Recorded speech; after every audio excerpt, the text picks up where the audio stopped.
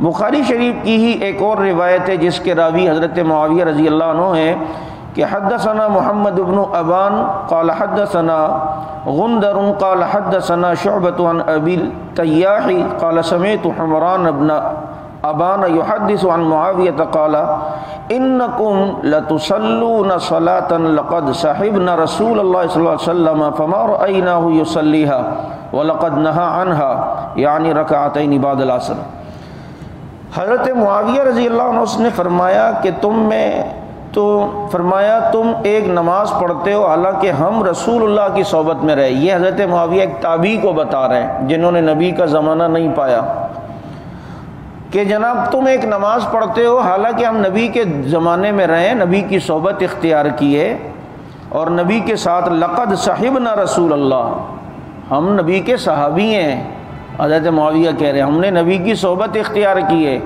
ہم تم ایک نماز پڑھتے دیکھتے ہیں حالانکہ فما رأیناہ یصلیھا،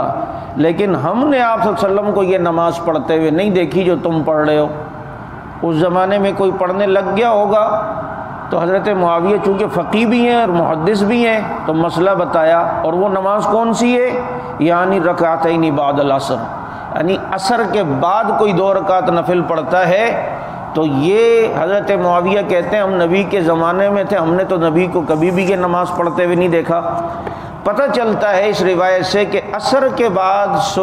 کوئی بھی سنت نہیں ہے، اور عصر کے بعد کوئی بھی نفل نماز نہیں پڑھ سکتے، اور عصر کے بعد ہاں قضا نماز اگر کوئی پڑھنا چاہے تو وہ بھی علماء نے لکھا ہے بہتر یہ کہ گھر جا کے پڑھے، کیونکہ عصر کی نماز آپ نے پڑھی اور اس کے بعد آپ قضا نماز پڑھنے لگ گئے تو لوگ دیکھیں گے کہیں گے یار اس کو مسئلہ ہی نہیں پتہ، عصر کے بعد نفلیں ہوتی نہیں اور صوفی صاحب دیکھو نفلیں پڑھ رہا ہے، تو لوگ آپ سے خواہ مخواہ بدگمان ہو رہے ہیں، حالانکہ آپ عصر تو نہیں پڑھ، نفل تو نہیں پڑھ رہے، کوئی نماز قضا کر رہے ہیں۔ تو اس لیے یا تو مسجد بالکل خالی ہو تو پھر پڑھ لیں، یا جناب گھر پہ جا کے پڑھیں، یا عصر سے تھوڑا پہلے آ جائیں تو عصر سے پہلے پڑھ سکتے ہیں قضا نماز، سنت بھی پڑھ سکتے ہیں، بلکہ عصر سے پہلے سنتوں کی بھی عادت ڈالنی چاہیے، عشاء سے پہلے بھی سنتوں کی عادت ڈالنی چاہیے، کبھی کبھی تو پڑھ لیں، ہفتے میں 1 دن تو پڑھ لیں، 15 دن میں تو 1 دن پڑھ لیں عشاء کی سنتیں جو عشاء سے پہلے ہوتی ہیں، عصر کی سنتیں جو عصر سے پہلے ہوتی ہیں۔ ایک مستحب چیز ہوتی ہے جو ایک مستحب، اس کو مستقل چھوڑنا یہ گناہ کبیرہ بن جاتا ہے، یہ مسئلہ یاد رکھیے گا۔ کتنی بار لوگ غلطی سے جلدی آ جاتے ہیں عصر میں یا عشاء میں، غلطی سے میں اس لیے کہہ رہا ہوں بیچارہ سمجھ رہا تھا نماز 8 بجے اور آ گیا اور دیکھ رہے 8:15 ہے،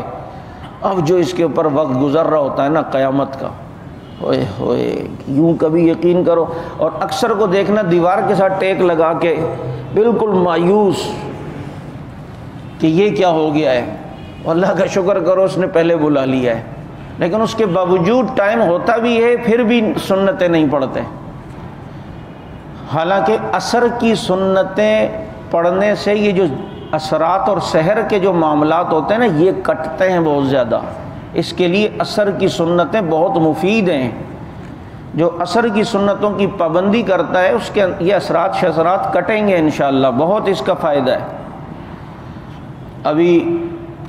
جو ہے وہ ہمارے فاروقی صاحب پر کتنا سخت جادو ہوا، آپ کے علم میں ہوگا،